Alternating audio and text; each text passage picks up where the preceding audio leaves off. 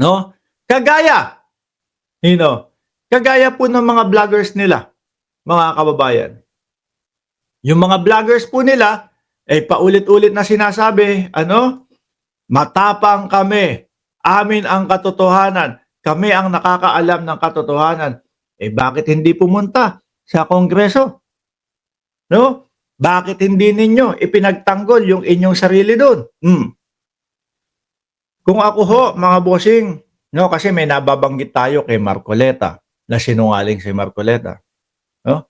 Kung ako ipatawag doon, ay naku, gagastusan ko yan. No, basta bigyan lang nila ako ng 1 linggo. 1 linggong palugit bago yung oras na sinasabi o bago yung petsang sinasabi. No? Kung si Marcoleta magpatawag sa akin nun, Mark, bakit mo sinasabi na sinungaling ako? O, ganyan. 'Di ba? Yan yung mga estilo ni Marcoleta. Magmamadali pa ho ako. Dala-dala ko yung laptop ko, kumpletos recados, ipe-play ko doon sa Congress. Sasabihin ko kay Congressman Dan Fernandez, Kong, pwede ba akong mag-play? O sige, ano ba pe-play mo? Yung nila, yung political rally nila sa INC. O, di ba? Tapos, ano ba yun dyan? Anong parte? Sinasabi po, wala daw pong PNP chief na mga pinatawag eh. No? Si Bato po, di ba, tagal nyo nang pinapatawag dito sa Kongreso para po magsalita about doon sa EJK, about doon sa mga tokhang-tokhang nila. Soplak. Tapos, no? Pati yung West Philippine Sea, sasabihin ko na din doon. Lahat-lahat yun. Magmamadali pa ako. Basta sabi ko nga, bigyan nyo ako 1 linggo para mura naman yung ticket. Alam nyo naman kapag bumili ka ng ticket on that day, yari, baka $5,000 na ho yan, mga kababayan. At least, mga may pagitan para kahit papaano, $2,000, $2,000 lang. Hindi yung sobrang laki. Back and forth na po yun. Ano? Eto, di ba mga pinapatawag sila doon sa Congress? Ayaw pumunta. Sa Supreme Court pumunta. Matatapang. Ay naku, makakaharap. Lalo na yung Lopez, si Mark Lopez. Kining ng nanay niyan.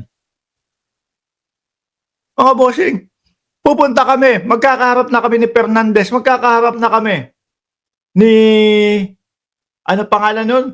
Ni Congressman Benny Abante. Maghaharap na daw po. Ang yabang. Putek nung dumating yung araw, kinabukasan, hindi naman pumunta eh. Mukhang kawawa doon sa Supreme Court, nakaganon, no? Sa likod lang. Ganyan lang din ho, mga kababayan. Ngayon, eto, si Trixie, no? Sabi dito, actually, di ba may sinabi si Paduano, pinapa-imbestigahan nila, kung si Trixie ay mapapadisbar. Naalala nyo yun, doon sa Congress? Kasi may sinabi yata ni Trixie na wala silang tiwala sa Congress. Nasa ano siya, kumbaga, abogada siya, mga kababayan. Sabi dito, ng Semenay, buhay pa pala ang Semenay, ano? Panoorin, panayam kay Attorney Trixie Cruz Angeles kaugnay sa pagsampa nila ng patong-patong na kasong libel laban kay Congressman Ace Barbers. Matatandaan na isa si Angeles sa mga vloggers na iniuugnay ni Barbers sa pogo at illegal na droga. Kung maaalala ko ho, mga kababayan, someday, shout out po sa inyo, no? Kung naaalala ko ho, mga kababayan, kapag nagsasalita si Congressman Ace Barbers, lagi hong meron siyang sinasabi, mga narco-vloggers. Ayan. Pagka sinasabi niya yon, nasa loob siya ng Congress, no? Ang alam ko kapag gano'n, may siya, meron siyang parang si Superman siya. Hindi siya makakasuhan, mga bossing, di ba? Wala akong natatandaan na eto si Trixie, no? Narco-vloggers ito. Eto si Trixie, kumbaga, galing sa droga yung kinikita nito. Wala akong natatandaan ganun eh, mga kababayan. Actually, ang lagi lang sinasabi, narco-vloggers. no? Pero walang pinangalanan ho, mga bossing. O yan, may immunity si Congressman Ace Barbers. Hindi ko lang nga ho alam kung sa mga interview ay nasasabi niya din yun. Kung sa interview nasasabi niya din yun, mga kababayan. Hindi ko lang ho sigurado yun. No? Pero kung walang pinangalanan, no? Wala ho ito. Baka basura lang ho ito. Kasi kagaya nila Attorney Claire Castro, naimbita din ho dyan yan. Si Mark Gamboa, naimbita din ho dyan yan. Di ho ba? Lahat naman po naimbita Pakinggan ho natin ito. Eto, meron palang panayam Maging epekto po nito sa mga samahan po ninyo since kayo napansagan po ng Northland Togo? Siyempre may kasama na dyang pangamba, sleepless nights. Siyempre nag-aalala sa mga kamag-anak, sa mga... Hindi, baka yung mga sleepless night nyo, dahil doon sa iniisip nyo, meron ba kaming mga na-vlog na mga fake news? No? Meron ba kaming mga na-vlog na posibleng masampahan kami ng kaso? Baka dahil doon kaya hindi kayo makatulog. Di ba? Dahil po, merong mga DDS vlogger na talagang sobra ang mag-fake news. Sobra ang mag-fake news, mga kababayan. Siguro yun yung mga sleepless night ninyo. Pero yung sasabihin na, baka yariin kami, baka saktan kami, baka patayin kami. Diyos ko po. Tingnan nyo nga ho, yung mga comment section, mga kababayan. Sino po yung mga madalas na mag-comment na puro patayan ang gusto? Yung mga DDS din ho. Di ba? O tayo, sasabihin, Mark Ramos, pag lumabas ka ng bahay nyo, patay ka na. Mga ganun pa. Akala naman po, tumayo yung isang balahibo ko.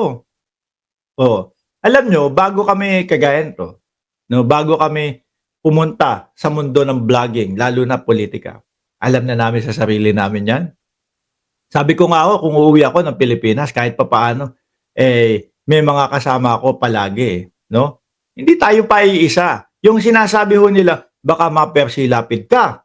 Yung ganun, no? Malabo ho yun, mga kababayan. Kung ako, mategi, panigurado, yung mga kasama ko, yung nasa likod ko, meron din pong masasapul sa kanila. Mga bossing. Siyempre, ngayon utakan na po no? Maayos naman natin ang ating kita. Kaya naman nating mag-hire ng isa dito sa kaliwa, isa dito sa kanan, o isa sa harap. Sa likod, ewan ko lang. Kung may pang-hire pa. Hindi, kaya. Di ba? Yung kapag ganito ang mga kalaban mo, kailangan magiging sigurista ka. Hindi uubra yung, okay lang yun. Hindi naman tayo. Hindi pwede yun. Kailangan magiging sigurista ka, mga bossing. No? Hindi ko sinasabing yung mga yung mga vlogger nila magpapatira. Tuloy. Mga pamilya sa lagay namin sa mga trabaho ng ibang mga nandito and as well to our social media accounts. May iba sa amin na monetized yung social media. May danger na matanggal pagka may fake news. So ito nga po yung yung pagko-connect na walang kabasihan talaga. Ito ay isa sa mga basihan para dun sa pag-file ng kaso ngayong araw na ito. Dapat pumupunta kayo doon. 'Di ba? Linilinaw nyo 'yan. Matatapang. Walang fake news sa ginagawa namin. Punta dun. Barbers, nandito kami para ipaliwanag. Tara, umupo tayo. Tanungin mo ako ng tanungin. Kasi naniniwala ho ako, kahit saan magpunta yung tanong nila at kung alam mo yung katotohanan, mga kababayan, hindi mo sila mananalo. No? Ikaw pa, attorney, siyempre alam mo yung pasikot-sikot niyan. Bakit? Hindi ka ba nagtiwala doon sa pagiging abogado mo na kaya mong lusutan yon? Ganun lang ho yun May mga katanungan sa inyo. Ayaw nyo natatawag na ganyan. Tara, puntahan natin, ipahiya natin itong mga congressman na to. Kaso nauna po yung urong ng bayag. Di ba? Nauna yung kaduwagan, yung takot. Isa lang naman po ang ibig sabihin. No? Kapag hindi maipaliwanag o natatakot ipaliwanag, baka lumabis po sila sa karapatang pantao. Ganun lang ho yun. Sabi ni Terdy Fairchild, tanungin natin si Marcoleta kung meron bang Palawan. Baka, naku, yun. Eh, hindi. Panigurado, ang sasagot niyang mga yan, mga kababayan, meron Palawan. Atin ang West Philippines Sea. Yan ho ang isasagot niya mga. Bakit? Election ho eh.